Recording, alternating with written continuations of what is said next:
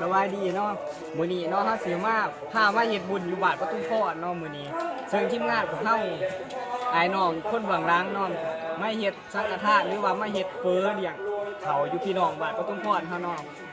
จะเป็นจังได๋ฝากทุกท่านติดตามผลงานอ้ายน้องคนเบื้องหลังเฮาแน่เนาะว่า EP ต่อไปเฮาสิเฮ็ดหยังอยู่ไสเนาะพาไปเที่ยวอยู่ไสล่ะฝากเบิ่งผลงานเฮาเด้อ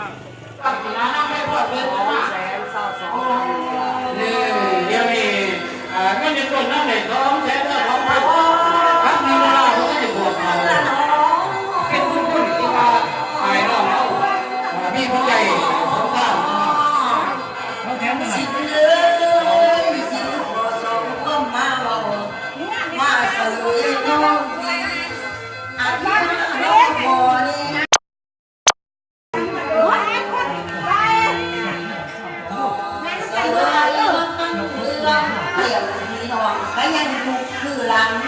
สิ่งเป็นอย่างโลมา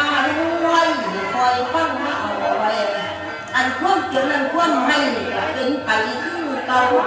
เป็นนักตาถือสิ่งของประบุพัดเป็นเขาว่าถือสิ่งจะได้ก่อนพูดได้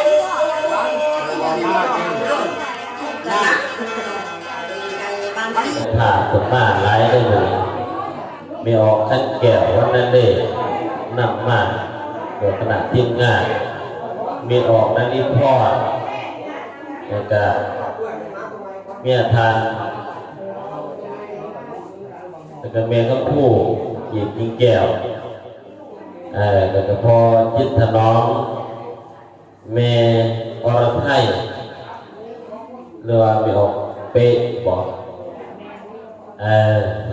คือว่าทีมงานเปิดประมาณเจ้าภาพเจ้าสถานะเปิดมาเลี้ยงปัตหารวันข้าว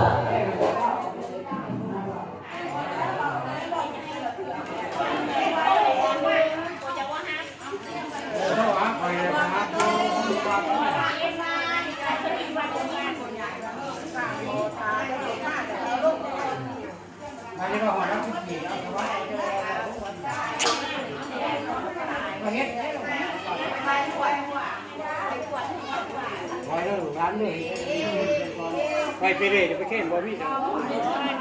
จริงบ่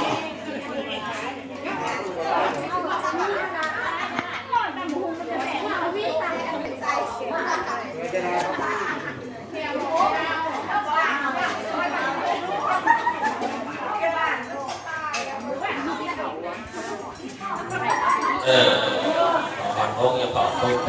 สบายดี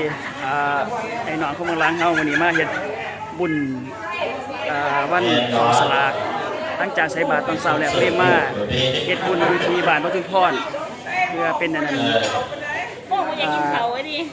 มีการเฮ็ดเฟ้อลงเฟ้ออยู่ที่บ้านพระทุนพรเนาะเลี้ยงทั้งหมู่บ้านเพราะว่าไปเมืองแจ้งก็ตามฝากติดตามเพจคนเมืองล้างเฮาคนเมืองล้างไอ้น้องคนเมืองล้างเราเพื่อจะเฮ็ดกิจกรรมอย่างดีๆเพื่อให้มีใครสนใจติดตามกดไลค์กดแชร์ทีมงานของข้าพเจ้าเพื่อเป็นกำลังใจและมีกำลังใจคลิปต่อไปเพื่อ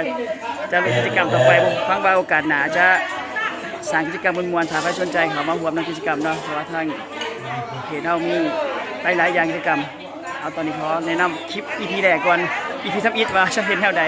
เนาะยังติดตามติดส่งกันได้แต่ว่าตอนนี้กำลังจะเกี่ยมจะให้พวกเขามีเฟอร์เนาะตรงที่บ้านบรรทุกพอดขอบใจติดตามกันใน EP 1ขอบใจหลายมาหอดีเนาะภารกิจของเขาพอสำเร็จเสร็จสิ้นลงแล้วเนาะฝากติดตามว่าตอนต่อไปเขาจะไปเฮ็ดยังอยู่ไซเด้อไปเฮ็ดบุญอยู่ไซเด้อพาบรรดาทานไปเที่ยวอยู่ไซเนาะขอเชิญฝากติดตาม2ของเราได้เนาะหายน้องคมบางดังเนาะขอบใจสบายดีหลังจากเสร็จภารกิจเนาะ